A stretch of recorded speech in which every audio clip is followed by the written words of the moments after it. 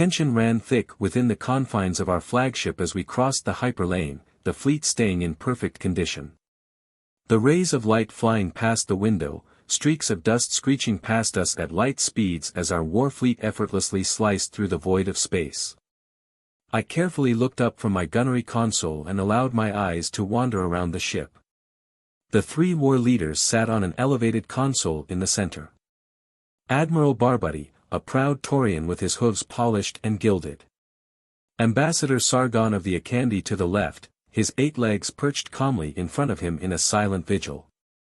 Master Imbiku to the right, High Warlord of the Ratani people, directing his legions of invasion troops. It was not unusual. We always explored the galaxy with vast numbers of warriors and warships. The warfleet would enter a system, scan it for anything useful, then leave to the next target. After a while, the system would receive science teams and research directors who would do what they do. We met any newcomers to the galaxy with an iron fist and a raised shield. System entry momentarily, my lords. The navigations officer said. Excellent. Prepare hailing frequencies and ready munitions. We won't have another incident like Tailfure 3 again. Admiral Barbuddy commanded, a smug grin crossing his face. Yes, my lord. The communications officer and myself said at the same time as we got to work. I rechecked all my calculations, calling my gunnery teams to attention. The streaking lights outside the window began to slow themselves down to a crawl. Then suddenly, we materialized on the other side. Collision alarms began to blare out in every ship as navigation officers and commanders frantically scrambled to stop their ships. What in the mother's tits? Barbary said as he saw the state of the star system. The view of the system's star was blotted out by the silhouettes of an unimaginably huge number of starships, everything from single-person fighter craft to massive superdreadnoughts and planet-killing titans. Millions of ships of every possible size, shape and conceivable design floating within the empty maw of space. One large main sequence star, one small habitable terrestrial planet, and one massive superstation drydock, housing thousands of ships.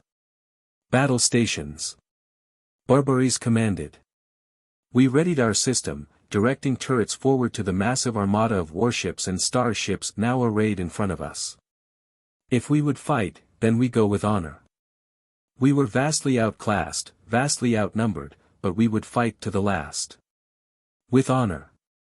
Within seconds, every ship's shields and cannons were maxed out, ready to fight. Something wasn't right. We sat at the ready, waiting for our fleet to be vaporized by a hail of unimaginable cannon fire.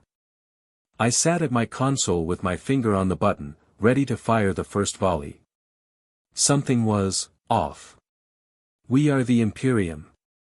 It matters not what kinds of firepower you have, you will submit to the ethereal rule of the Grand Emperor. We are the sons of Shivari, and we are immortal. Stand and fight. Barbaries barked through the open communication channels, rousing us to full combat mode. Our shields were the best in the galaxy, the finest laser weapons of any empire and the strongest armor plating of any race. We wouldn't go down without a fight. Something still wasn't right. We sat for a full minute, receiving nothing but silence. Deathly, empty silence. I took the initiative, my job basically. Scanning Titan-class warship direct front for weaknesses. I idly said to my gunnery crew. A few tense moments followed. Derelict. I said. The readout said that the Titan was completely abandoned. Most of its components were missing. Even a basic scan said its superstructure was heavily compromised. It produced no energy signatures, even the telltale background radiation caused by a reactor simply existing wasn't there. Scanning Titan-class to portside 20. I said again. The turrets on the ship immediately redirected towards the warship to the left in a concerted, well-practiced dance of steel. Derelict. Functional, but abandoned. No life signs. No power signatures. I said again. The readouts made no sense. This makes no sense. The Titan was in pristine, battle-ready condition, but there was nobody in it. Perform broad-spectrum scan of local area. I was gonna say we caught them off guard, but they should have responded by now. Barbaries ordered. Yes, my lord. I said and immediately got to work. I did as ordered and started getting readouts back. A few minutes later I began listing out targets. Dreadnought class. Derelict. No weapons. Super Dreadnought. Derelict. No power signatures. Battleship class. Empty shell with no interior. Possible cargo ship. Empty. No reactor, no point defense. Broad scan of 70 craft, fighter class. Derelict. No power source. Not even fabric in the seats. I finished listing some of the more notable targets and looked at my commander with a raised brow. What is this star system? Perform a deep scan of the local terrestrial planet. What's going on here? Barbaries commanded as he stood up from his seat. Scanning. Deep scans produced no response from the local area. No machines. No drones. No robotic signatures, nothing. Hold. She replied in turn. A few tense moments passed. At this point I called all turrets to stand down and perform precision scans, and start taking photographs of the area using their gun cameras. I relayed the same orders but made the fleet maintain their formation. I'm getting millions of individual computer signals. Small localized transmissions. All broadcasting the same message. Running it through translation software. Hold. She said. We all looked at her, waiting impatiently. She listened for a few more tense moments. Message reads, for the lost. For the fallen.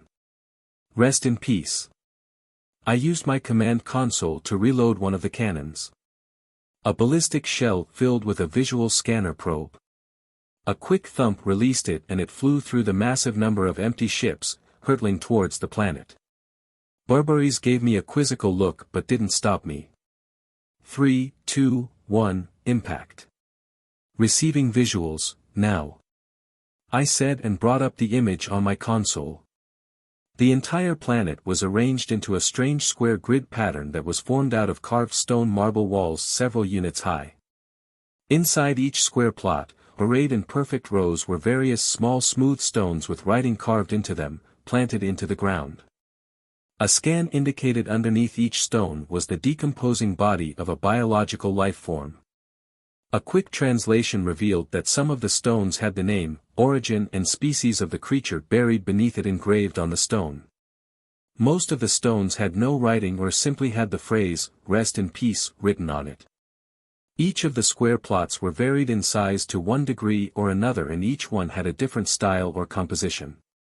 Some were just acres and acres of straight plain stones jutting out from the ground, while others had intricate carvings of statues and buildings covering them.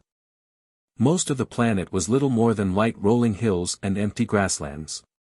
Any occupied area was art of these strange burial grounds.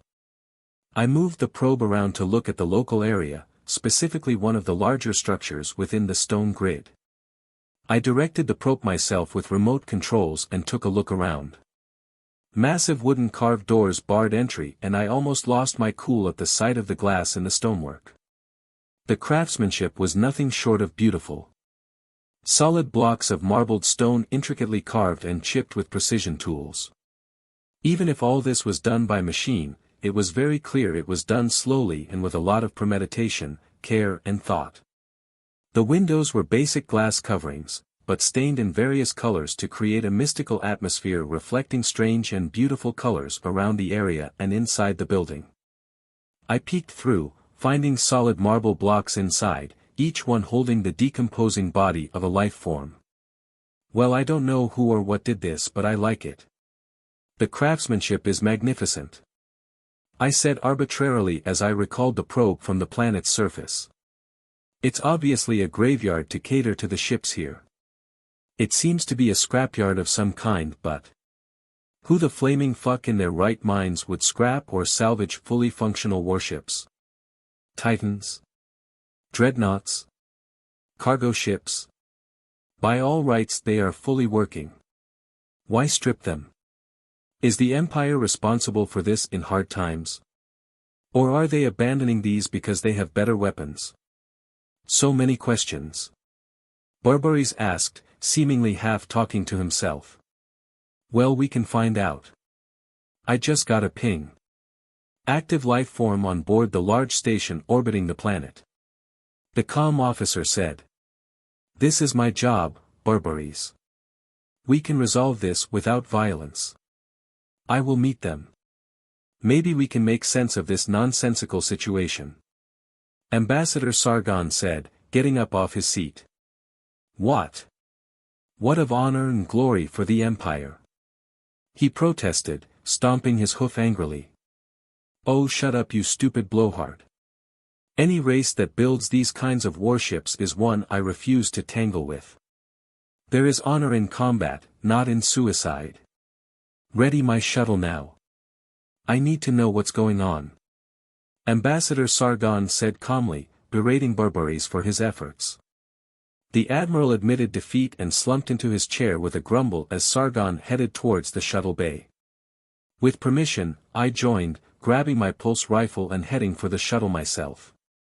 The trip was short but harrowing as our pilot had incredible difficulty weaving us through the tangled remains of a star system-sized scrapyard. We arrived at the docking arm of the station, massive in its own right, and docked without incident. The atmosphere surrounding the station was strangely calming as we walked through the docking arm into the main hallway. And there it was.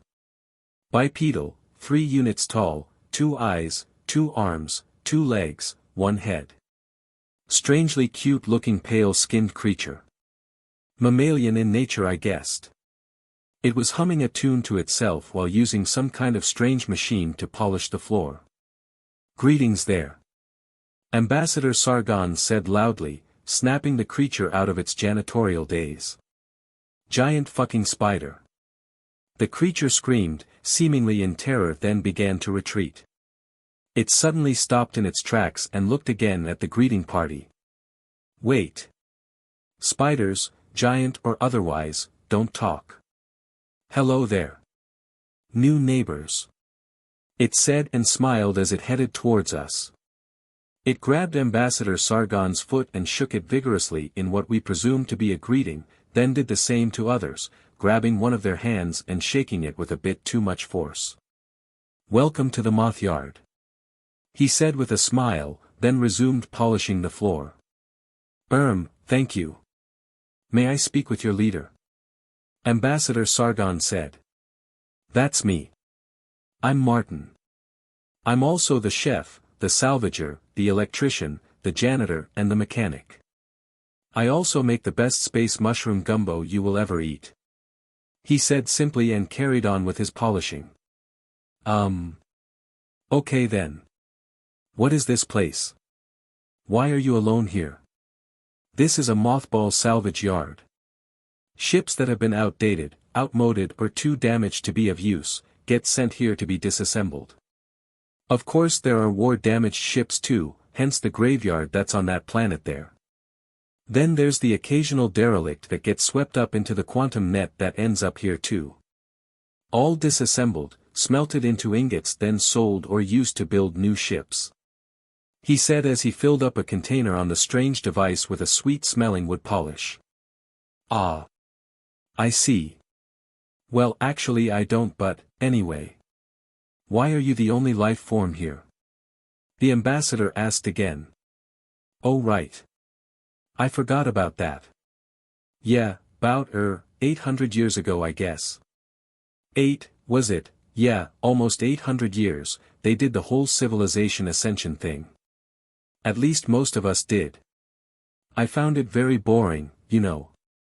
I mean, there's still plenty of universe here, so why start your own new one? Silly humans. In any case, I felt we couldn't just leave our fleets empty around the universe, so I volunteered to stay here and clean up all the trash. He stated simply, and resumed cleaning the floor. Our response to all this was simply, "Wait, what?" We stood silent with our jaws on the floor, just staring blankly at this creature, that was just casually polishing the floor. It was 20 minutes before I suddenly decided to talk. I don't know my motivation, but it happened. "So, your species ascended to the ether and transcended existence to create their own universe. Why did they leave you behind?" I asked, breaking the awkward silence. "They didn't leave me behind, I can go anytime. I just felt there was more to learn. Then I found this place and decided to set up shop here. Been here around 700 years. Been stripping ships here since. It's fun. Peaceful. Meh." He shrugged his shoulders and carried on. "I see, can I ask something?"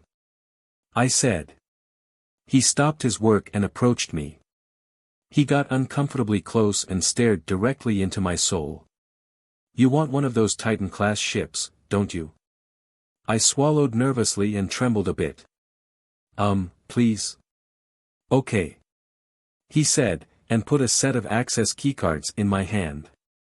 "Wait, what?" "Well, you did say please. It's the big purple one by the cargo ships. That should be plenty for your needs. Not like I have any need for it. And besides, you did say please."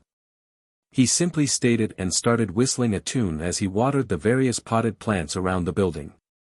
Ambassador Sargon and most of his retinue passed out, and I really needed to sit down.